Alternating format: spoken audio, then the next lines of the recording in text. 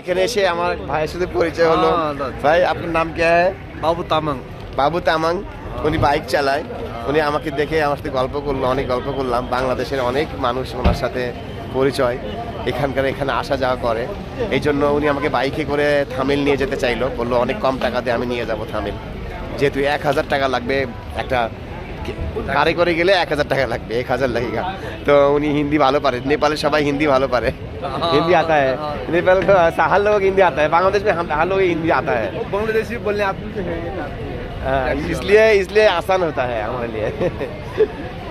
ওকে, আমি কারাতের প্লেয়ার ছিলাম, তখন নেপাল থেকে অনেক ছেলেরা খেলতে যেত, ওদের সাথে আমার অনেক বন্ধুত্ব হতো। কিন্তু আমি ফার্স্ট টাইম নেপালে আসলাম, তাদের সাথে যোগাযোগ করার চেষ্টা করব। ওকে, আমি একটু পরে ত্রিভুবন এয়ারপোর্ট থেকে এখনই বের হয়ে আসলাম, একটু পরে আমি কিছুক্ষণ এখানে দাঁড়িয়ে থাকবো, দাঁড়িয়ে থাকার পর আমি দেখি যাব। তো আমাকে উনি খাওয়ার জন্য ভিতরে ডাকলো, কিন্তু আমি তো বললাম আমি রোজা আছি, রোজার মাস, আমি রোজা আছি, সন্ধ্যার পরে খাবো, সামনে খাएंगे, কারণ ও সামজা রোজা হ্যাঁ, সরি স্যার। ওকে ঠিক আছে, আজকে তৃতীয় রোজা না চতুর্থ রোজা, সরি চতুর্থ রোজা।